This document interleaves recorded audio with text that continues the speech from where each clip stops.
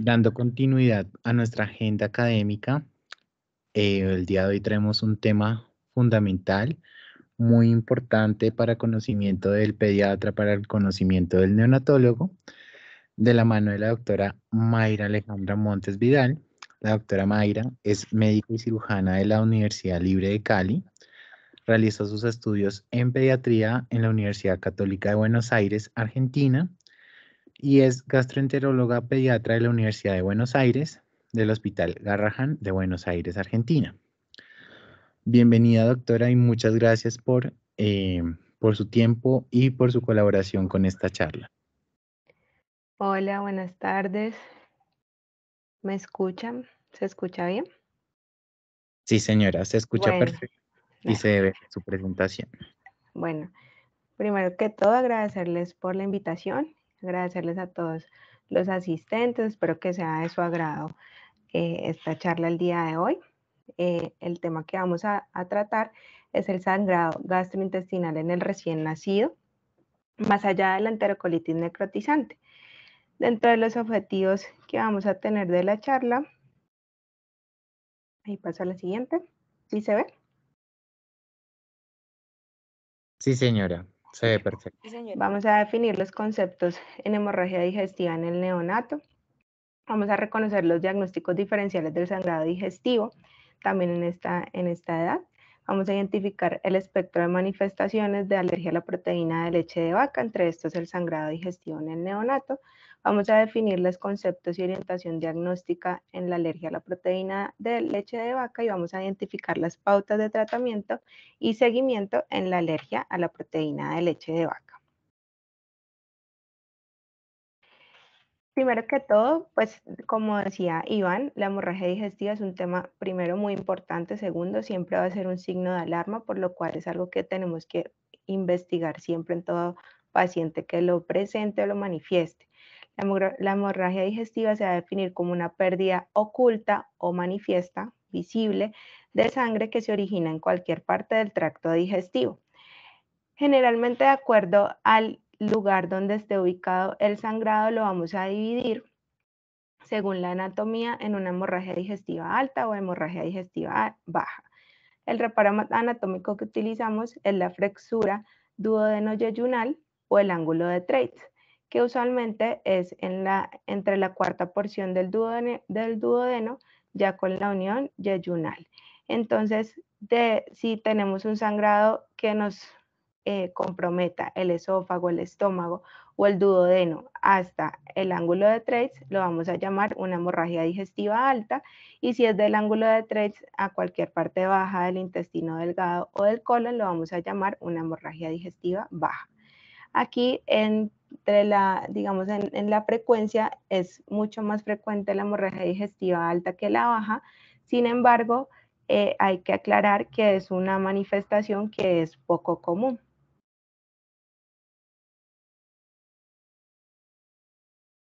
Perdón, ahí. Entonces vamos a hablar de las causas. Las causas son bastante variadas. Generalmente nosotros lo dividimos en las etapas de la edad de los pacientes para poder orientarnos a cuáles son estas posibles causas del sangrado. Entonces, en este caso nos vamos a orientar en los recién nacidos. Una de las causas puede ser una falsa hemorragia, que sea por sangre materna digerida en la hemorragia digestiva alta, la deficiencia de vitamina K, gastritis o úlceras por estrés, anomalías congénitas como duplicaciones intestinales o anomalías vasculares, coagulopatía que puede ser secundaria a infecciones, insuficiencia hepática, problemas de por sí pues, hematológicos, y otra de las causas es la alergia a la proteína de leche de vaca, aunque esta es mucho menos frecuente que se manifieste como una hemorragia digestiva alta. ¿Cómo se va a manifestar esta hemorragia digestiva alta? Puede aparecer hematemesis, que se definen como vómitos con sangre. Generalmente puede ser una sangre que sea roja, rutilante, brillante, o se puede manifestar ya después de que la sangre sea digerida, como en concho de café.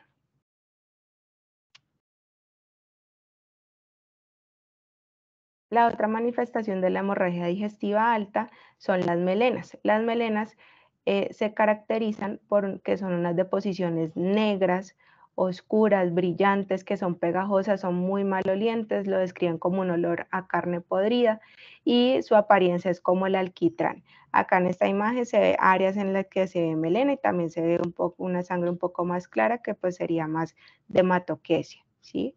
Después, en cuanto a las causas de hemorragia digestiva baja en el neonato, podemos dividirlas cuando son sangrados leves o cuando son severos.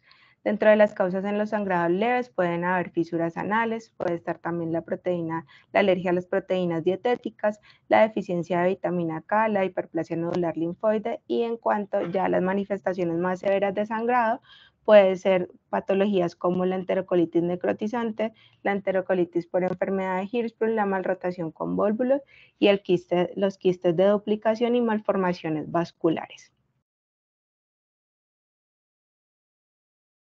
Bien, entonces uno de los signos de hemorragia digestiva baja sería la hematoquesia, que se define como una sangre roja rutilante que puede ser fresca y brillante o también puede ser rojo vinosa.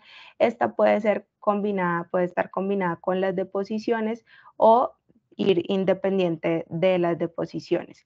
Y proctorragia se habla de que es la emisión de sangre roja por vía rectal. Esto también de acuerdo a la altura donde esté su origen, puede entre más alto estar más, digamos, combinada con la materia fecal o si es un origen más bajo puede aparecer independiente a la materia fecal. Hay que tener algo muy importante que no solamente es un signo de hemorragia digestiva baja, porque usualmente algunos pacientes que tienen un tránsito más acelerado, en un 10 a un 15%, pueden ser una manifestación también de hemorragia digestiva alta. Entonces, esto hay que tenerlo en cuenta.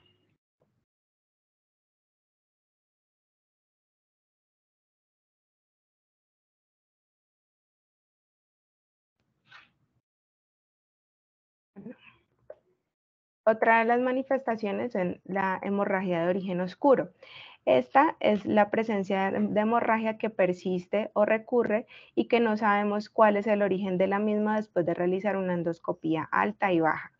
Esta se puede ser una hemorragia digestiva oculta, oscura, oculta en la que no hay manifestación visible de las deposiciones con sangre o la sangre expulsada y lo que nos damos cuenta es por medio de laboratorios, entonces un paciente que tenga una anemia ferropénica o pruebas positivas de sangre en heces. Y la hemorragia de origen oscuro, esta pero visible, es esta en la que no sabemos cuál es el origen del sangrado, pero las deposiciones presentan sangrado también. Dentro de la sangre oculta son la detección de sangre en heces mediante técnicas de laboratorio o cuando pues ya encontramos anemia por deficiencia de hierro sin que haya presencia de sangre macroscópica en las deposiciones. En cuanto a la evaluación clínica, ¿qué vamos a hacer con un paciente que tenga una hemorragia, un sangrado digestivo? Muy importante en la exploración, mirar el estado general del paciente, comprobar si hay estabilidad o inestabilidad hemodinámica, el color de la piel. En cuanto a la anamnesis, es muy importante mirar la edad del paciente, si tiene algunos otros síntomas extradigestivos y otros síntomas digestivos, cuantificar si es posible o hacerse una idea de la cantidad del sangrado, si está relacionado o no con las deposiciones, si se asocia o no con deposiciones diarreicas, por ejemplo, deposiciones duras, si hay ingestión de fármacos que sean gastrolesivos, si hay antecedentes de enfermedad digestiva o hepática aguda o crónica en el paciente, si hay síntomas extradigestivos asociados y los antecedentes familiares como malformaciones vasculares, enfermedad de Hirschsprung, antecedentes de atopia. En cuanto a la exploración clínica, pues además de importantísimo mirar el estado general del paciente, vamos a hacer una exploración abdominal en la que vamos a ver si hay distensión o si al contrario hay un abdomen excavado. Vamos a mirar la región anorrectal, es importante porque pueden haber lesiones ahí que sean el origen del sangrado, una exploración de la parte alta de la vía aérea, de otorrino. Vamos a descartar que no sea una hemorragia vaginal o una falsa también hemorragia, si el origen es de otro lugar no digestivo, y las características de la sangre. Bueno, entonces si nosotros tenemos un recién nacido que tenga una hemorragia digestiva, un sangrado digestivo, lo vamos a caracterizar según su estado clínico. Si es un paciente estable que no tiene signos de una enfermedad grave, entonces en este paciente, pues además de hacer un examen clínico completo, revisando bien el abdomen, revisando bien el área anal, vamos a hacer un laboratorio en el que vamos a mirar un hemograma, tiempos de coagulación, vamos a ver si hay también, si necesitamos una radiografía, una ecografía de abdomen de acuerdo a la exploración abdominal. Si vemos que todo esto está normal, incluyendo que el estado clínico del paciente sea muy, muy bueno, podemos sospechar que sea una hemorragia, que no sea una hemorragia, sino que sea sangre materna digerida. Entonces ahí podemos hacer la prueba de AP, que ahorita se las voy a explicar, y de acuerdo a esta prueba nos vamos a dar cuenta si es de origen materno, en la que ya no tendríamos que hacer más investigaciones, o si puede ser de origen del paciente. En esta sí ya nos tocaría ampliar un poco más los estudios y descartar otras patologías. Si alguno de estos estudios es anormal o el estado clínico del paciente también es un paciente enfermo, tenemos que mirar o descartar estas otras causas, que son estas otras causas que nos van a hablar pues de enfermedades más específicas en las que se van a necesitar tratamientos médicos o quirúrgicos específicos y que pueden llegar a representar una urgencia en la que tenemos que actuar de manera rápida. Entre estas están la enterocolitis necrotizante, las malformaciones o malrotaciones del intestino con vólvulos, la enfermedad de Hirschsprung con enterocolitis, coagulopatías, malformaciones vasculares, úlceras gástricas o duodenales y los quistes de duplicación intestinal. Perdón, que es que quiero pasarla y no me... Disculpen un momentico que estoy intentando.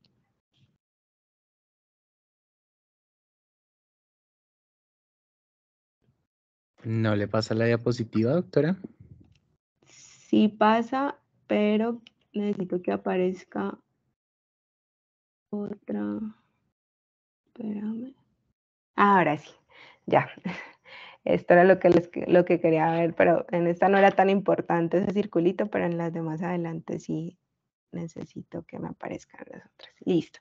Entonces ya adentrándonos, pues reconociendo que existen patologías que son importantes de caracterizar en el neonato y que pueden representar que tenemos que actuar de manera rápida y un tratamiento dirigido, pues vamos a hacer un diagnóstico diferencial de las posibles causas de sangrado.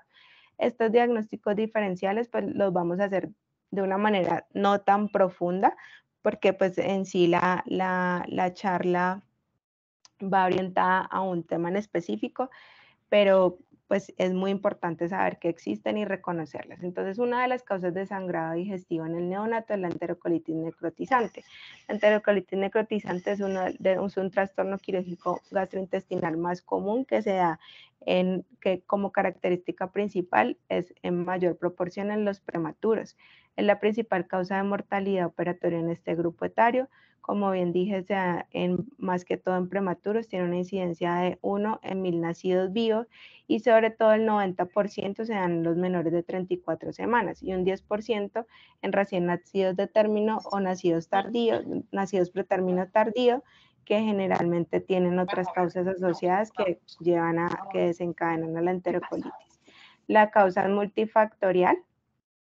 Dentro de estas causas o dentro de la fisiopatología tenemos que incluyen varios factores.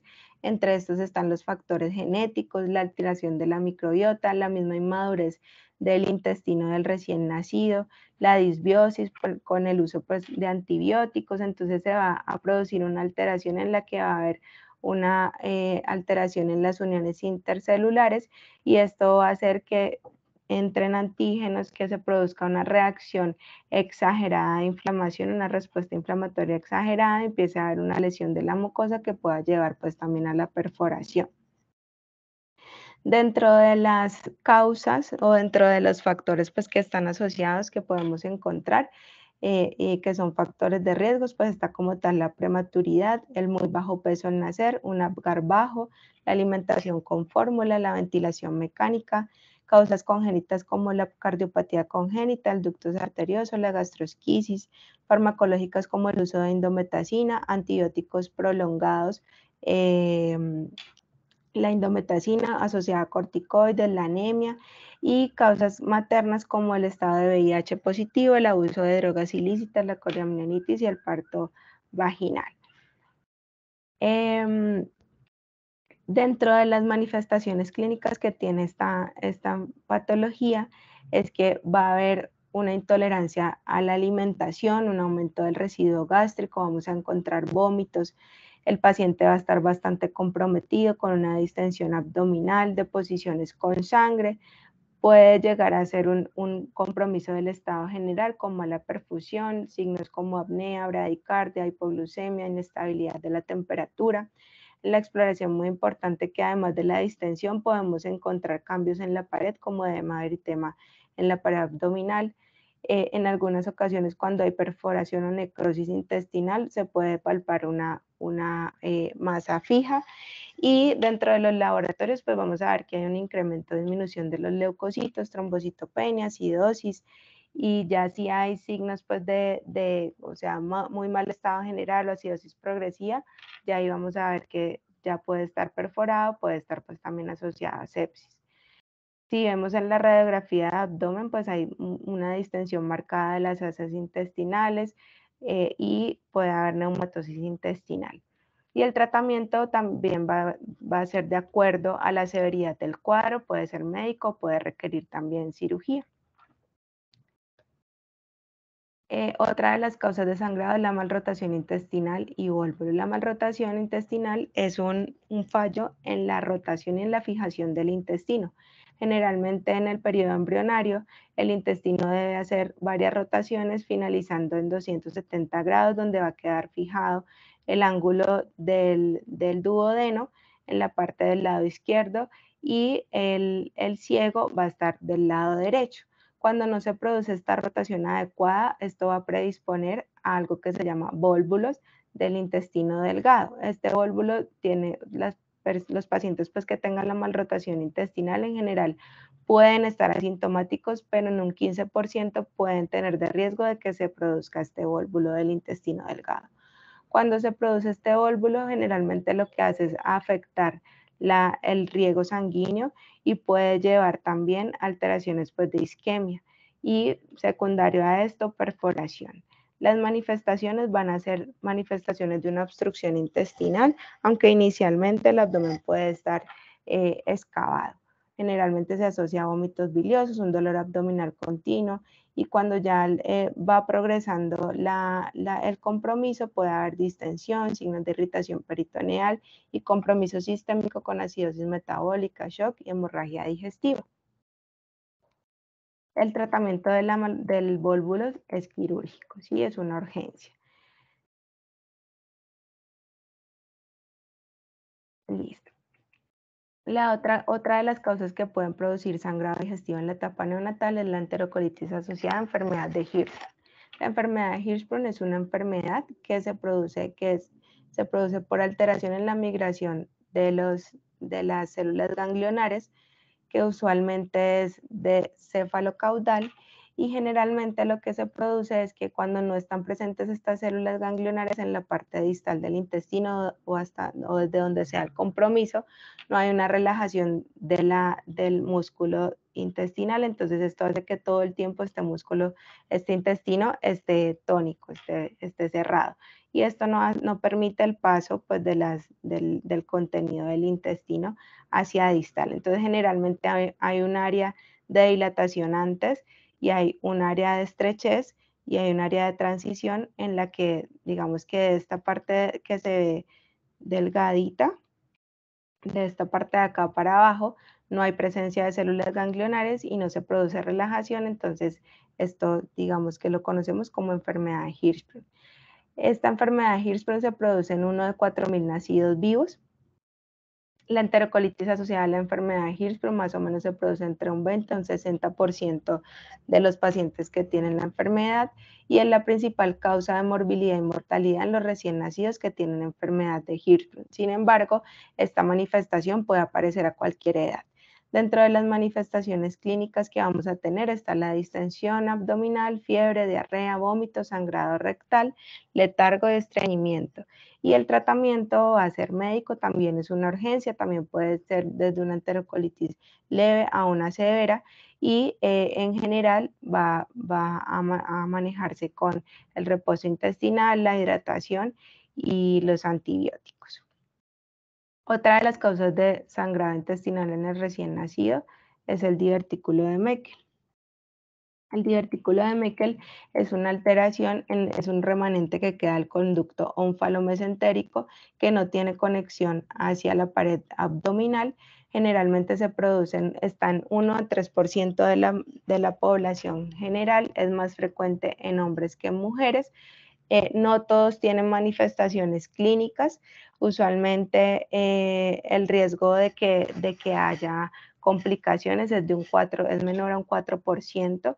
Usualmente él está ubicado entre los últimos 100 centímetros hacia la válvula ileocecal y tiene una característica, es que dentro de la mucosa pues, que contiene este divertículo puede ser mucosa heterotópica y entre esas mucosas puede estar mucosa gástrica que puede llegar a generar el sangrado digestivo. Entonces, dentro de las complicaciones que puede llegar a presentar este divertículo es el sangrado rectal indoloro, que es anemizante. También puede presentar otras manifestaciones como la obstrucción intestinal, perforación, intususcepción, dilatación de ese segmento o un vólvulo. Y el tratamiento también es quirúrgico.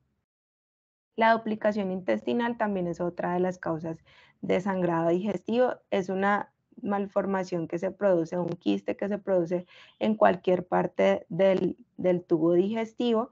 Sí, generalmente pueden ser cilíndricos o pueden ser ovalados. Se caracterizan también porque tienen mucosa heterotópica. Se producen más o menos en 1 de cada 100.000 nacidos vivos y cuando tienen esta mucosa heterotópica, sobre todo si es gástrica, también tienen riesgo de sangrado intestinal. Casi siempre se asocia a otras anomalías, otras malformaciones digestivas y extradigestivas, por lo cual siempre que se encuentre una duplicación intestinal hay que descartar alguna otra manifestación. Entonces, dentro de las causas, en su mayoría pueden ser asintomáticos, sin embargo, algunos pues también pueden presentar estas complicaciones y entre estas también está el sangrado digestivo alto o bajo, de acuerdo pues a donde esté la duplicación intestinal.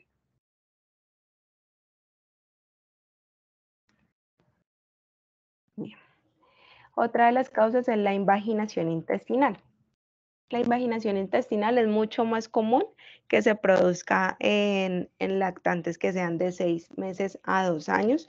Es una causa de obstrucción intestinal. En los recién nacidos tiene una incidencia menor de 1 en cada 6.000 recién nacidos vivos. Generalmente lo que se produce es que el intestino proximal se introduce dentro de la parte distal del intestino.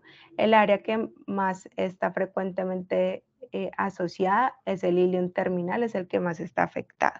Entonces, cuando hay introducción de la parte externa del intestino hacia la parte distal, proximal hacia la parte distal, puede generar isquemia, necrosis o perforación porque hay una alteración en el flujo vascular mesentérico. Entonces, generalmente se manifiesta con un dolor abdominal muy fuerte, tipo cólico, asociado a sangrado rectal. Y la característica de este sangrado es que dicen pues que es como una gelatina de grosella o jalea de grosella roja, en el que pues digamos que se suele manifestar de esta manera. Además de esto, si hay complicaciones, puede haber también letargo, puede haber una masa palpable.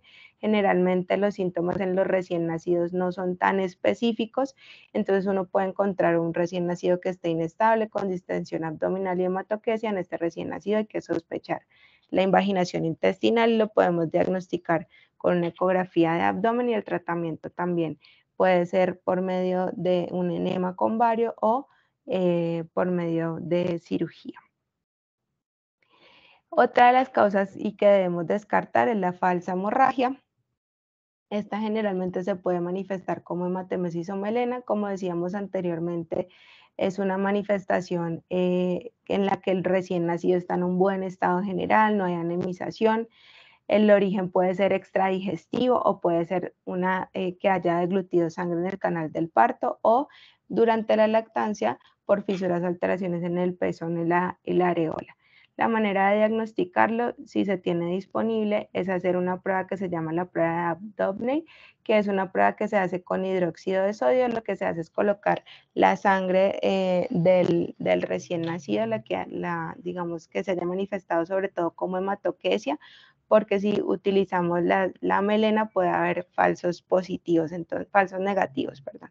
Entonces utilizamos, ojalá sea sangre fresca, que haya, pues que se haya recolectado, y lo que se hace es mezclarla con el hidróxido de sodio. Si es hemoglobina fetal, generalmente va a dar un color rosado clarito, y si es hemoglobina de adulto, generalmente va a dar un color verde amarronado. Entonces ya si nos da positivo, que sería en este caso esta parte del dibujo, ya con eso diríamos que es una hemorragia que no es de origen, o el sangrado no es de origen del paciente, del recién nacido. Bien, entonces siguiendo nuestro algoritmo pues de hemorragia en el recién nacido, estamos que dentro de una de las causas estaba la alergia a la proteína de leche de vaca, por lo cual nos vamos pues a dirigir también hacia esa patología. La alergia a la proteína de leche de vaca, digamos que está dentro de las reacciones adversas de los alimentos. Generalmente las reacciones adversas a los alimentos las podemos dividir en intolerancias alimentarias, en las que los mecanismos no son mediados inmunológicamente, o la alergia alimentaria, en la que hay un mecanismo inmunológico involucrado. La alergia alimentaria se clasifica en tres. Se clasifica en la que no es mediada por inmunoglobulinas E, sino que generalmente puede ser mediada por células, en las que son mixtas, que además de mediada por células también puede tener inmunoglobulina E involucrada, y las mediadas por inmunoglobulina E. Dentro de las no mediadas por inmunoglobulina E tenemos las patologías que son la proctocolitis alérgica, la enteropatía inducida por proteínas alimentarias, el reflujo y otros trastornos digestivos leves, eczema y el síndrome de Heiner. Dentro de las manifestaciones mixtas tenemos la dermatitis atópica y los trastornos eosinofílicos primarios, y dentro de las mediadas por IgE tenemos la urticaria, angioedema, anafilaxia, síndrome de alergia oral, síndrome de hipersensibilidad gastrointestinal inmediata, rinitis y broncoespasmo. Entonces vamos a decir que vamos a definir a la alergia de la proteína de leche de vaca como una reacción adversa que aparece tras el consumo de leche de vaca en cantidades habitualmente toleradas en sujetos sanos, y es muy importante que esta tiene la característica de que es reproducible, ¿sí? De que siempre que se haga contacto con el alergeno va a producir los síntomas, y es siempre mediada por mecanismos inmunológicos involucrados. Usualmente las que no son mediadas por IgE y la mixta tiene más que todo síntomas tardíos. Le llamamos a síntomas tardíos los que se producen después de 2 horas de haber tenido contacto con el alergeno, y estas sus manifestaciones son predominantemente digestivas. Y las mediadas por IgE, sus manifestaciones van a ser antes de las 2 horas de haber consumido o haber estado en contacto con el alergeno, y los síntomas van a ser predominantemente en piel y respiratorios. Hablando de la epidemiología de la alergia a la proteína de leche de vaca, se dice que tiene una incidencia dentro de los estudios que se han hecho entre el 0,3 al 1% y una prevalencia inferior al 1%, pero hay informes que llegan a hablar hasta el 3% de prevalencia. Generalmente cuando es un lactante que está con lactancia exclusiva es mucho menos frecuente que con fórmula, y se puede encontrar en varias etapas de la edad, siendo mucho más frecuente en los primeros meses de vida y en los preescolares. En Colombia se habla de prevalencias entre 2.5, 1.8% hasta 11%, pero lo que se sabe es que, digamos, su mayor pico es antes de los 2 años, y ya el otro pico pues serían los adultos, pero en lo que nos corresponde es mucho más frecuente en los lactantes y preescolares. si bien hay muchos estudios que nos hablan de la incidencia y la prevalencia, se sabe también que hay un sobrediagnóstico, teniendo en cuenta que pues no todos los estudios están estandarizados, que la gama de síntomas que tiene la alergia a la proteína de leche es bastante amplia y aparte de esto también puede ser compatible con otros diagnósticos y que muchas veces el diagnóstico se hace sin realizar un reto diagnóstico o un reto oral, lo que pues en general nos confirmaría el diagnóstico y posiblemente nos disminuiría mucho pues la prevalencia. Las proteínas de la leche de vaca, digamos que la leche de vaca tiene entre sus proteínas más de 40 proteínas que pueden llegar a ser inmunogénicas. Generalmente se dividen en dos grupos, unas que son proteínas del suero, otras que son proteínas de caseínas. En estos grupos de proteínas, las más comunes y más frecuentes dentro de las séricas está la alfa-lactoalbúmina y la beta-lactoglobulina. Generalmente estas son las que predominantemente se encuentran en las reacciones inmunogénicas y la beta-lactoalbúmina hay que tener en cuenta que no se encuentra en la leche materna, sino solamente en la leche de vaca. Y la caseína es de los antígenos más frecuentes o de mayor cantidad en la leche de vaca y usualmente también estas proteínas se pueden caracterizar de acuerdo a si tienen alteración o no después de haber pasado por el calor, si son termolábiles o no. Casi siempre las que son proteínas del suero son más termolábiles que la caseína.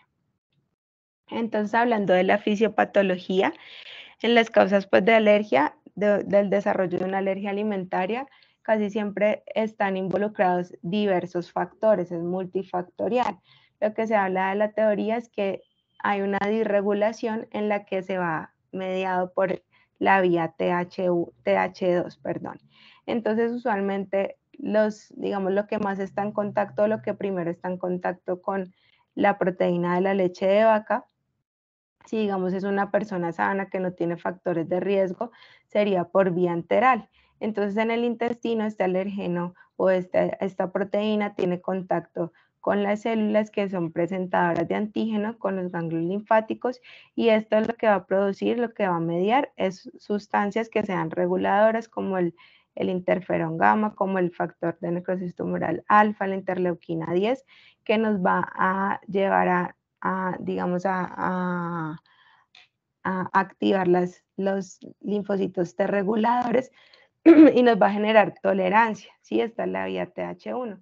Pero cuando hay alteraciones en la barrera, ya sea cutánea o sea intestinal, puede en vez de secretar, digamos, las sustancias que necesitamos que nos ayuden a regular, secretar sustancias como la interleuquina 4, interleuquina 5 y 13, que nos van a diferenciar por la vía TH2 y esta va a llevar finalmente a una manifestación de alergia. Entonces, dentro de los factores predisponentes que podemos tener o factores protectores, se hablan pues de los factores genéticos. Es mucho más frecuente la alergia en pacientes que tienen padres o hermanos atópicos. También pueden haber factores ambientales, entonces lo que nos va a llevar al camino de alergia va a ser el exceso de higiene, si por ejemplo ha nacido por cesárea, si es solamente un hijo, si recibió antibióticos, el tipo de alimentación, sobre todo lo que son procesados, todo esto nos va a hacer una disregulación inmune con alteración de la microbiota y va a desencadenar en una alergia. Y factores protectores como el contacto con mascotas, el área rural,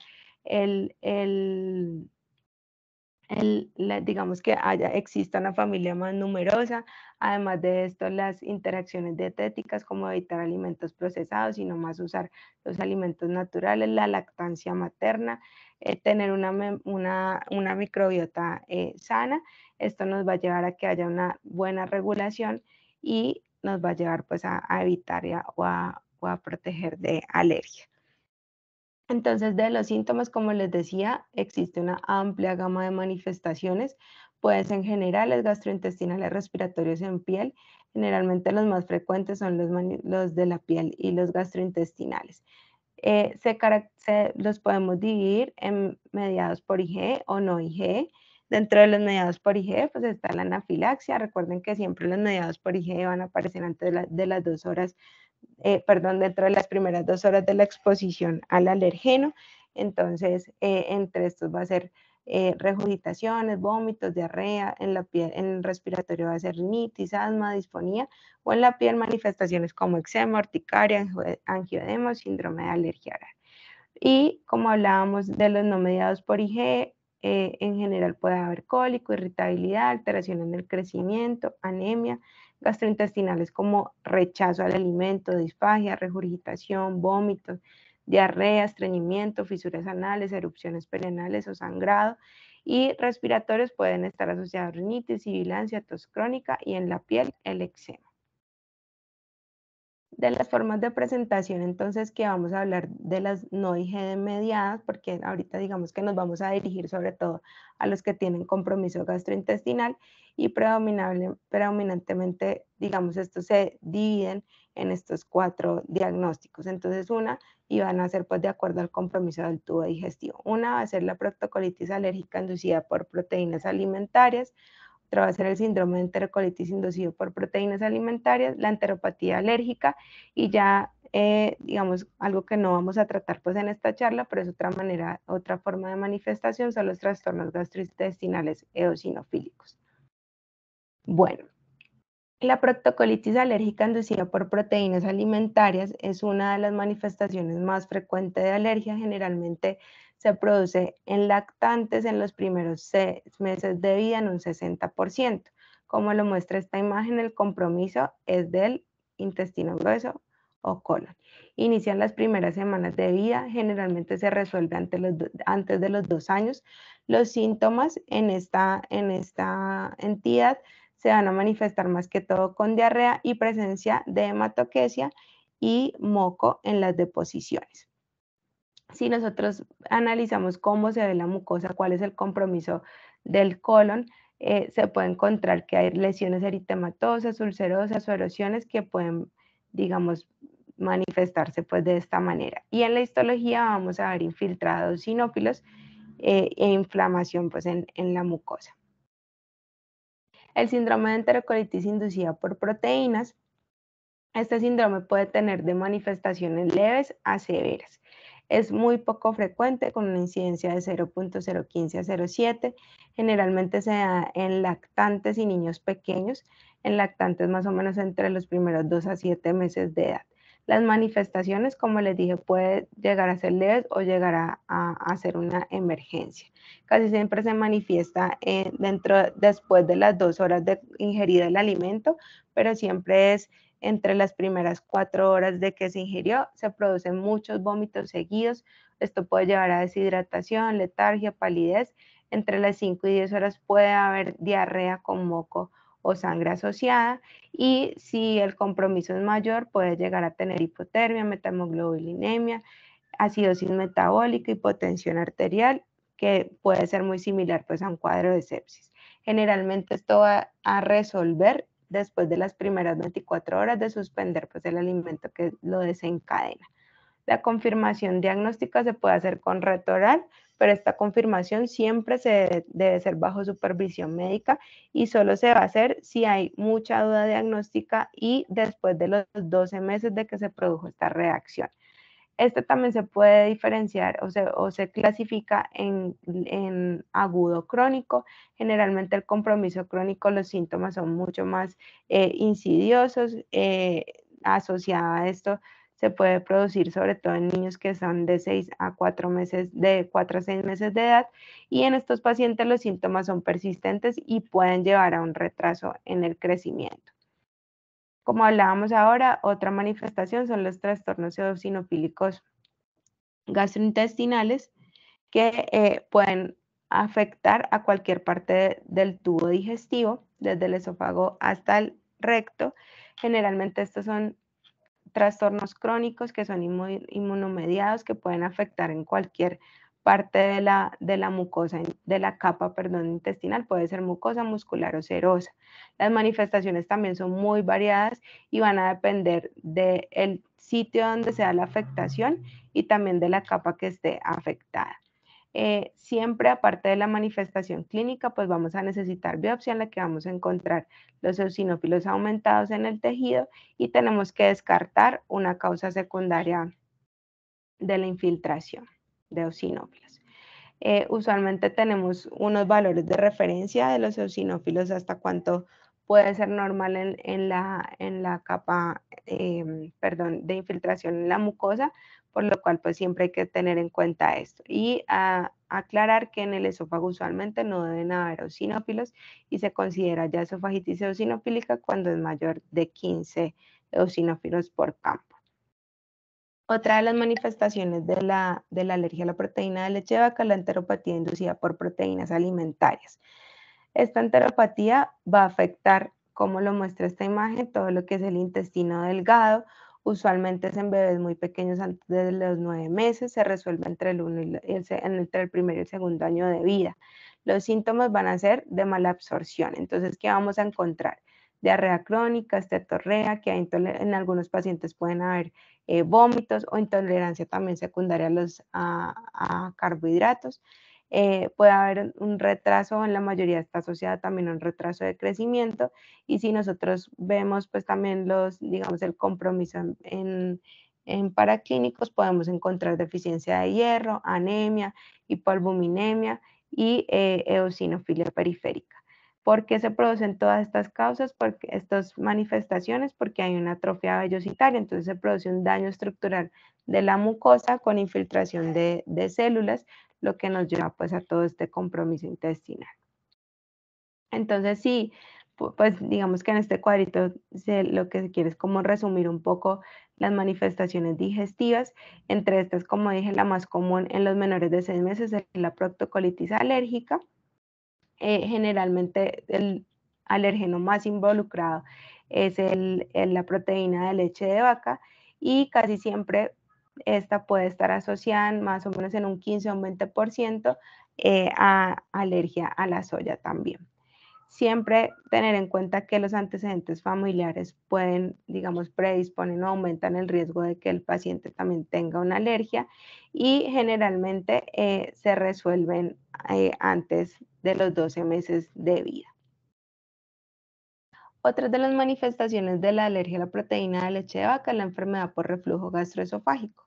¿Qué es el reflujo gastroesofágico? Es el pasaje del contenido gástrico al esófago, que puede estar manifestado con vómitos o no tener la manifestación de vómitos. Y la enfermedad se habla pues que es cuando ya hay síntomas muy molestos o complicaciones secundarias a este. Generalmente inicia después de la segunda semana de vida, con un pico más alto a los 4 meses de vida.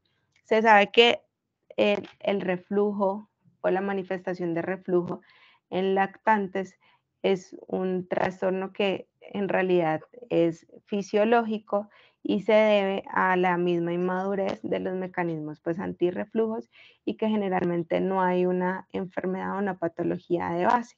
Sin embargo, la alergia a la proteína de leche de vaca puede ser, su única manifestación puede ser pues el reflujo gastroesofágico. Entonces, si miramos el algoritmo que nos propone las guías de EBSGAN y NABSGAN, dentro de ya cuando tenemos pues que es un reflujo gastroesofágico porque hay asociados síntomas que nos hablan o síntomas molestos, debemos considerar cómo causa la alergia a la proteína de leche de vaca, y antes de pensar o de iniciar inhibidores de bomba de protones se debe hacer una prueba de exclusión de 2 a 4 semanas de proteínas de leche de vaca a la madre, si es un lactancia con lactancia materna exclusiva, o si además está alimentado con fórmula, además de hacer la dieta a la madre, se indica fórmula hidrolizada extensa de acuerdo o fórmula de aminoácidos, pues de acuerdo al compromiso.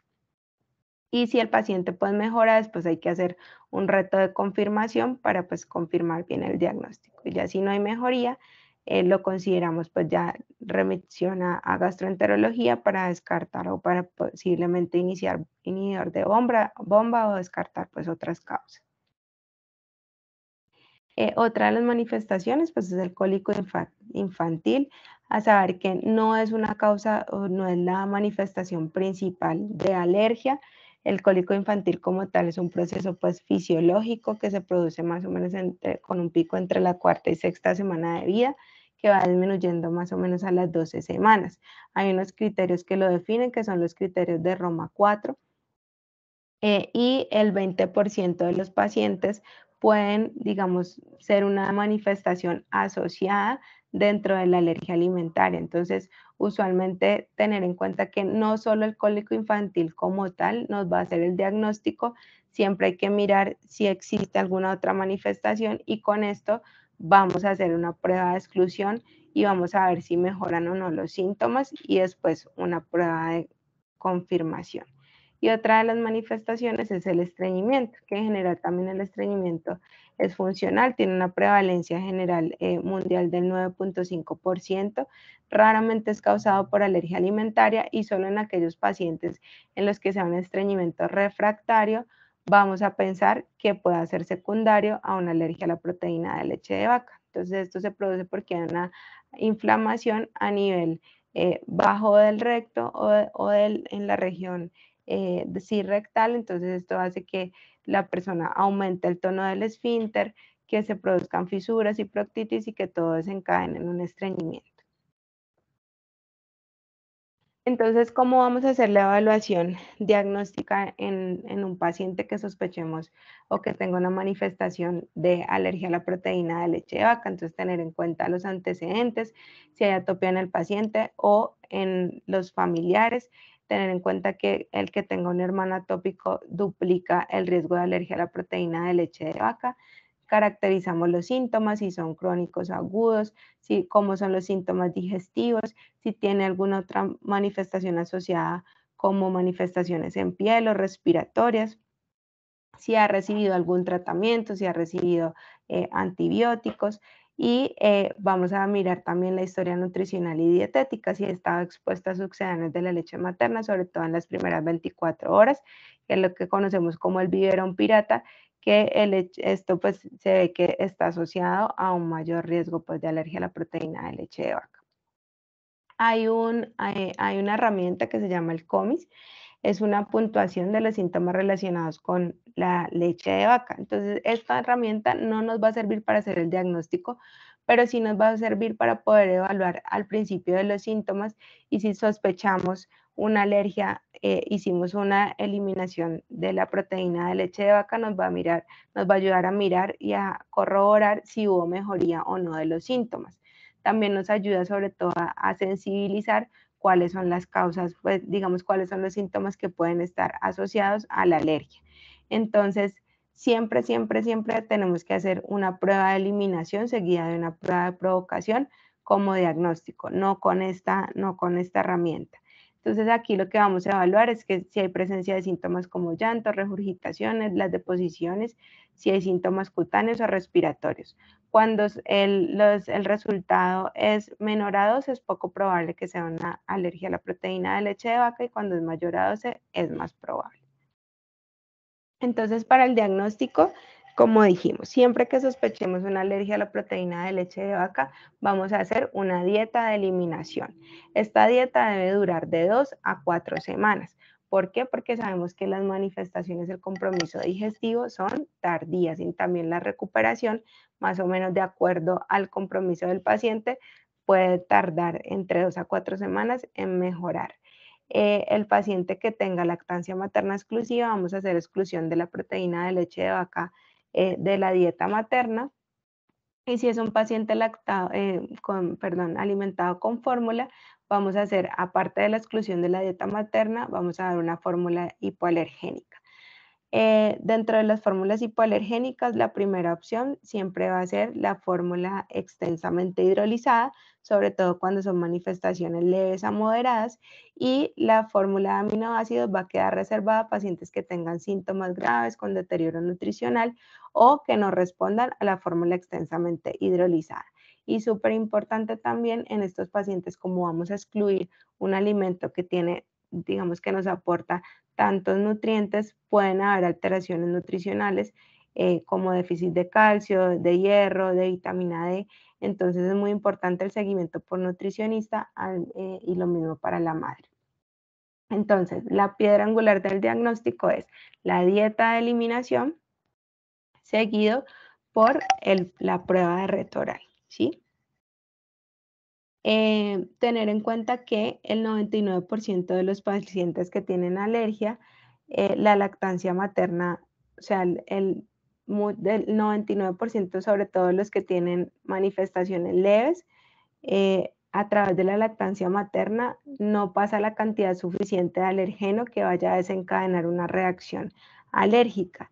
Y hasta un 20% de los lactantes que están con lactancia materna exclusiva pueden tener una resolución de los síntomas, como el sangrado rectal, sin que haya una exclusión de proteína de leche de vaca en la madre. Entonces, dentro del desafío, ya digamos que hablamos un poco de la dieta de eliminación, entonces el desafío, digamos, ¿en qué va a consistir?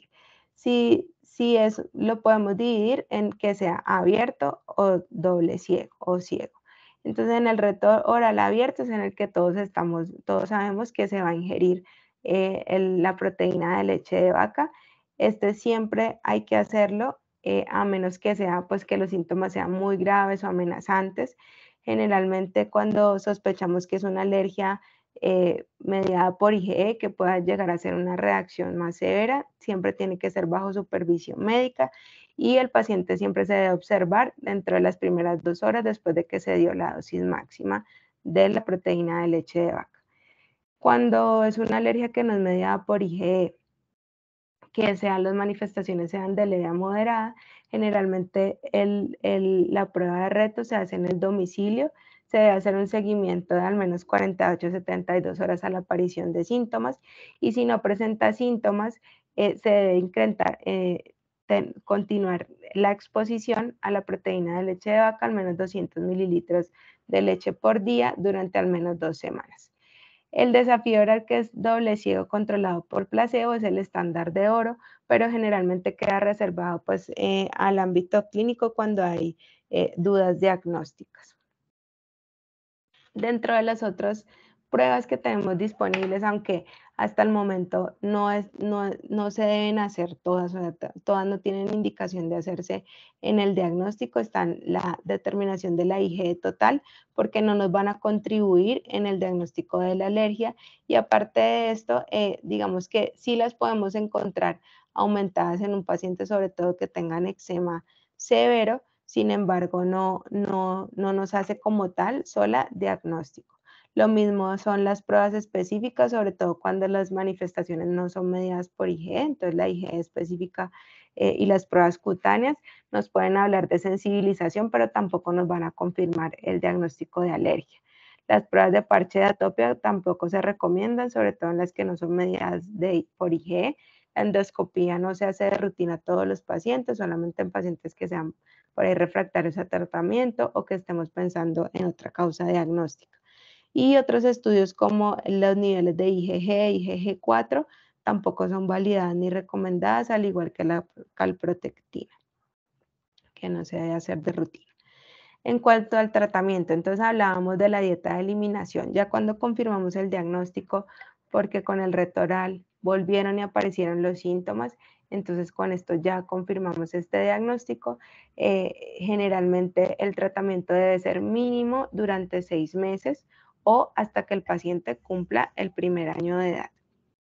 Entonces esta dieta de eliminación debe ser bien estricta, tiene que ser efectiva, tiene que ser completa, por eso siempre nos vamos a apoyar con la nutrición, con las nutricionistas. Se debe evitar pues también el contacto con piel, sobre todo, o inhalación, sobre todo en pacientes pues que tengan reacciones más severas. No se deben restringir otros tipos de alimentos que sean potencialmente alergenos, ¿sí? Porque el hecho de que tenga la alergia a la proteína de leche de vaca no quiere decir que también deba restringirse estos otros alimentos. No se recomiendan otras leches de otros mamíferos porque puede haber reacción cruzada y tampoco se recomienda el tratamiento con leches de legumbres ni leches vegetales porque no cumplen toda la cantidad, digamos, los valores nutricionales necesarios. Y muy importante, la educación.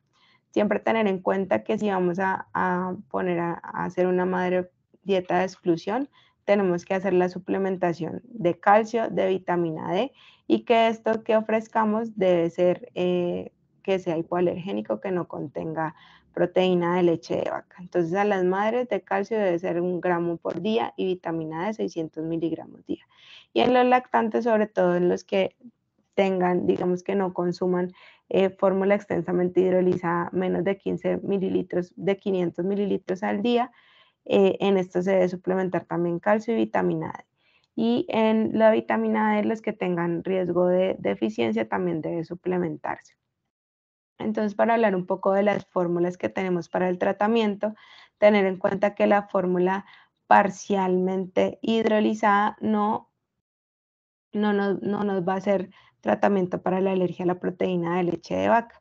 Estas proteínas se llaman, estas fórmulas, la extensamente hidrolizada, la fórmula de aminoácidos de arroz o fórmula de soya, generalmente se consideran que son hipoalergénicas porque en más de un 90% de los pacientes producen respuesta. Entonces, la fórmula extensamente hidrolizada son fórmulas que son pues a base de leche de vaca, que por medio de decisión química o enzimática rompen los péptidos de las proteínas y estos péptidos quedan con un peso molecular menor de 3000 Dalton.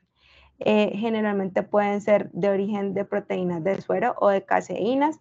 No se, digamos que hasta ahora los estudios no muestran una que sea superior a la otra y lo que va a producir tiene que sí o sí producir una resolución de los síntomas en más del 90% de los pacientes. La fórmula de aminoácidos va a estar reservada a los pacientes que tienen síntomas severos o que hay compromiso del crecimiento, fallo de Medro, que pueda haber una alergia múltiple grave, que tenga síntomas de enterocolitis inducida por proteínas o esofagitis eosinofílica que no responda a otros tratamientos o cuando hay persistencia de síntomas después de utilizar una fórmula extensamente hidrolizada. La fórmula hidrolizada de arroz, esta no contiene proteínas de leche de vaca, es una alternativa al tratamiento, pero siempre pues ponen como primera línea de tratamiento a la fórmula extensamente hidrolizada y en algún momento se tuvo dudas si de pronto tenía pues digamos una cantidad excesiva de arsénico, pero los estudios pues que se les han hecho a las fórmulas disponibles hasta el momento se evaluó pues que eran seguras.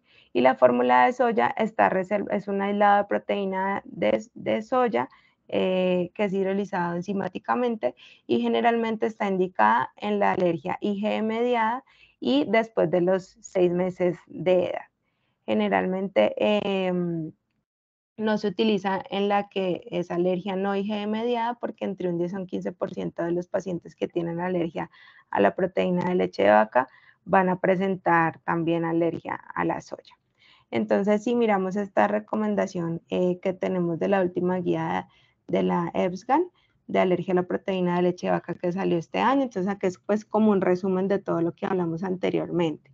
Entonces, si es un bebé amamantado en el que sospechamos alergia a la proteína de leche de vaca, debemos continuar la alimentación con lactancia materna, con una dieta libre de leche de vaca y suplementación de calcio a la madre. Si los síntomas mejoran o desaparecen, vamos a hacer el desafío para confirmar. Si no mejoran, hay que mirar si sí está cumpliendo bien la dieta y si hay un cumplimiento dudoso, pues tenemos que reforzar esta educación. Si pensamos que es un paciente, si tenemos un paciente que está alimentado con fórmula y los síntomas son leves a moderados, vamos a utilizar una fórmula en primer lugar extensamente hidrolizada como alternativa a una fórmula hidrolizada de arroz entre 2 a 4 semanas. Si mejora con la fórmula hidrolizada, vamos a hacer el reto oral para confirmar los síntomas. Si aparecen síntomas, vamos a confirmar la alergia. Si vemos que no mejora el paciente, vamos a considerar digamos, intercambiarla con una fórmula de arroz o si los síntomas, digamos, son severos o hay mayor compromiso, vamos a utilizar una fórmula de aminoácidos. Y como lo hablábamos, si pacientes con síntomas graves o de anafilaxia, utilizamos en primera opción una fórmula de aminoácidos también durante 2 a 4 semanas. Si los síntomas mejoran o desaparecen, ya pues confirmaríamos la alergia y si no desaparecen, tendríamos que descartar pues otras causas de los síntomas.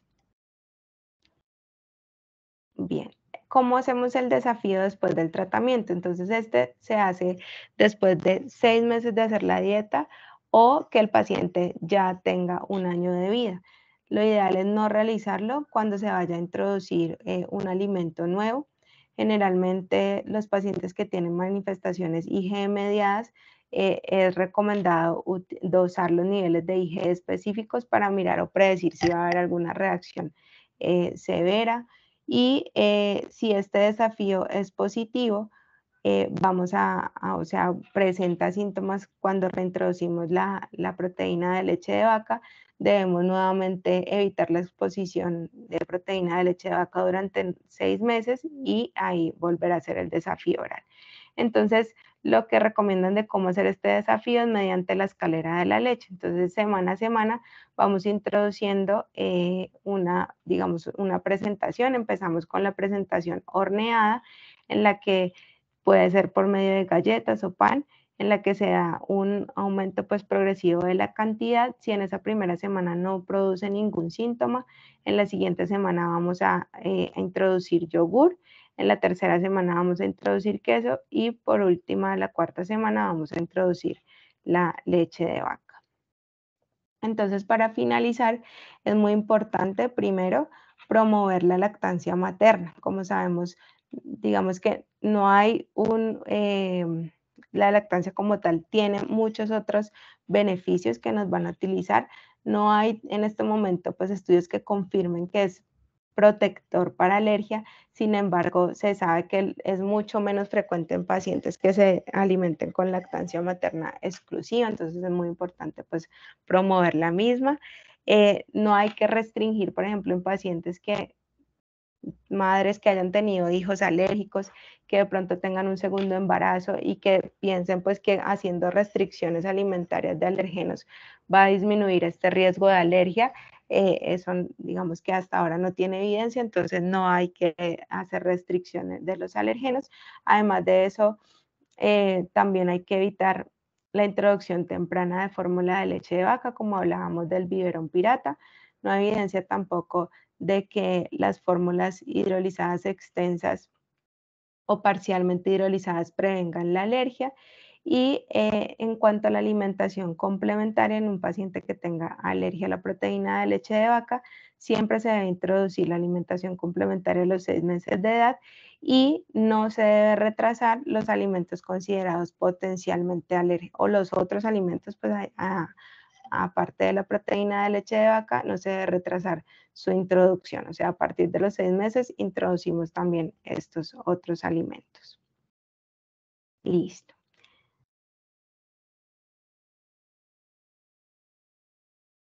Bien. Doctora Mayra, muchísimas gracias por esta charla. De verdad que fue muy completa. Estamos seguros que de aquí van a salir muchas preguntas para nuestros proyectos de investigación. Antes de dar paso a las preguntas del auditorio, quisiera darle la palabra a la doctora Ana María Rojas.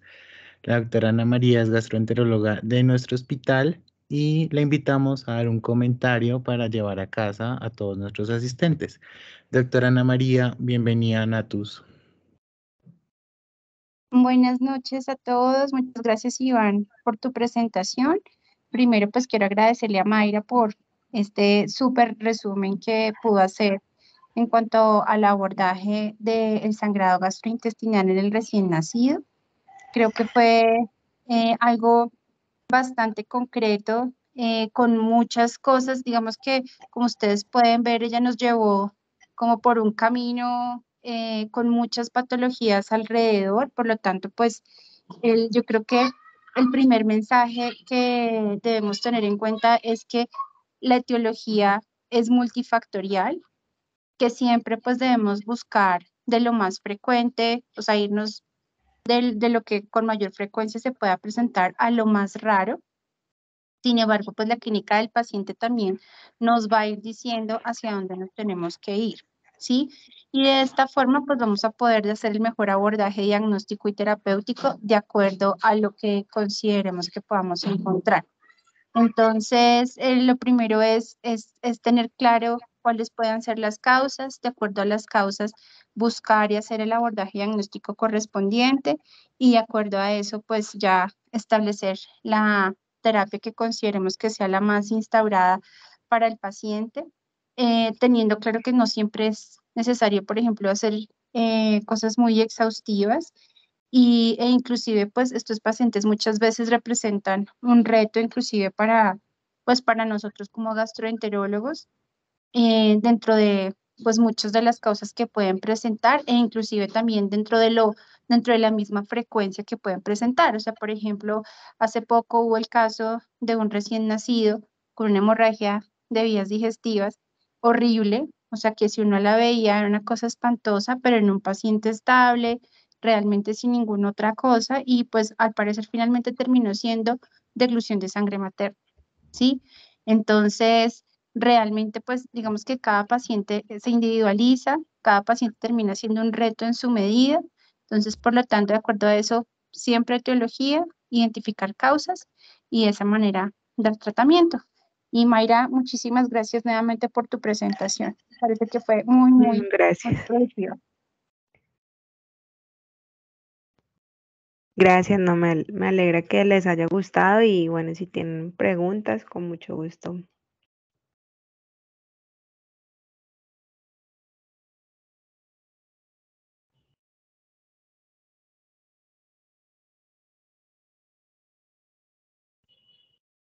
Doctora Mayra, muchas gracias por la presentación. Me están escribiendo en el chat acá de los estudiantes. Preguntan, aparte de la recomendación de la no ingesta pues, de la leche, ¿qué otras recomendaciones se deben dar a la madre del niño a quien se sospecha alergia a la proteína de la leche de vaca? Bueno, para la madre pues que va a hacer esta dieta, primero es muy importante explicarle muy bien en qué consiste la dieta, saber que pues que hacer una dieta de restricción de la proteína de leche de vaca no es solamente dejar de tomar leche, yogur, queso. Usualmente la proteína de leche de vaca viene en otros alimentos, sobre todo alimentos, todo lo que sea procesado en paquetes, puede tener incluso contaminación con proteína de leche de vaca. Entonces, muy importante poder explicarle bien la dieta. Saber que esa mamá que está dejando de ingerir proteína de leche de vaca puede tener deficiencias nutricionales, entonces es muy importante la suplementación con calcio y con vitamina D a la madre para evitar estas alteraciones.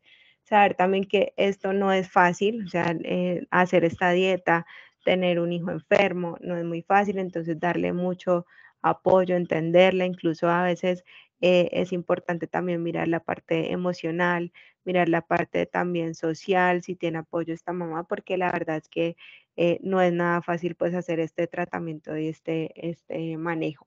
Otra cosa que hay que explicarle muy bien en el momento en el que se vaya a introducir la alimentación complementaria, porque muchas veces a estas madres pues las dejan bastante solitas, entonces siempre hay que explicarle cómo son las pautas de introducción. Y lo otro que se les debe explicar desde el principio, sobre todo en lo que es la proctocolitis alérgica, es que esto va a mejorar, o sea que casi siempre la dieta debe ser estricta, que debe ser aproximadamente por 6 meses o hasta el año de vida y que en la mayoría de casos resuelve, y que en la mayoría de casos ya después el paciente lo tolera. Entonces, pues en general esas serían las recomendaciones. Perfecto, doctora. En el chat tenemos una pregunta de la doctora Laura. Gracias por su presentación. ¿Cuánto tiempo debemos indicar el tratamiento con IVP en una hemorragia digestiva en un neonato? Sí, todo depende por ejemplo, si es una hemorragia digestiva alta en la que sospechamos o en la que confirmamos que hay lesiones, ya sea en el esófago o estómago, pues el IVP también va a depender o va a hacer el tratamiento de acuerdo a lo que se encuentre, a la causa. Generalmente cuando es una úlcera, los IVP los utilizamos entre 4 a 8 semanas. Generalmente son de 8 a 12 semanas en promedio, de acuerdo pues al compromiso que tiene.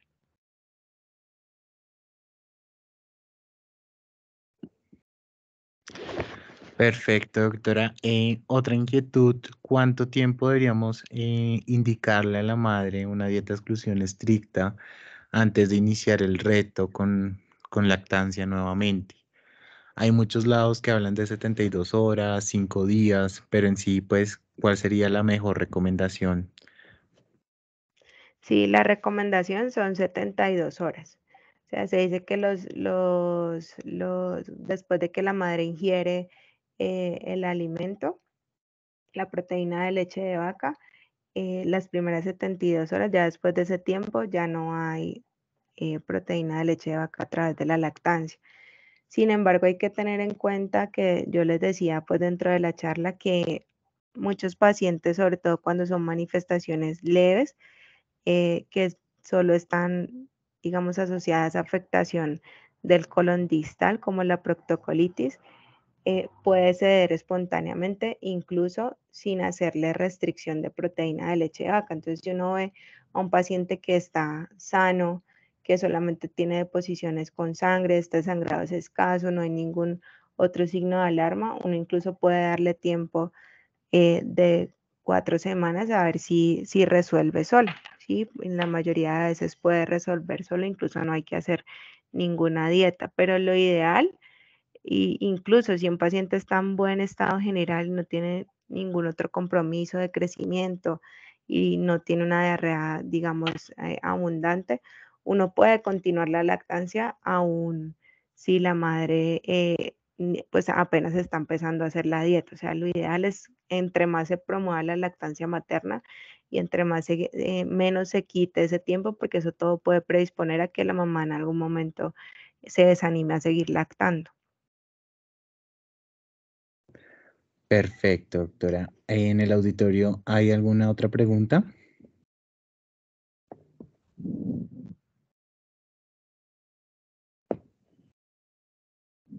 No, Iván, parece que no. Parece que no, doctora. Muchísimas gracias Bueno, nuevamente, doctora, por su charla, por todo su aporte. Estamos seguros que fue muy productiva para todos nuestros asistentes. Y a todos nuevamente les recuerdo que nos pueden seguir en nuestras redes gracias. sociales. En Instagram aparecemos como @natus con doble T, raya baja, PUJ. Acá van a encontrar nuestras noticias, nuestras publicaciones acerca de nuestras charlas, nuestras recomendaciones, que son pues importantes para que todos los miembros estén actualizados, y así también para que nos sigan en nuestro canal de YouTube. Aparecemos como Natus Javeriana, donde poco a poco nos estamos colocando al día con las grabaciones de nuestras charlas previas. Muchísimas gracias a todos por su asistencia. Y Gracias. feliz noche. Muchas gracias. Gracias a todos. Hasta luego. Gracias.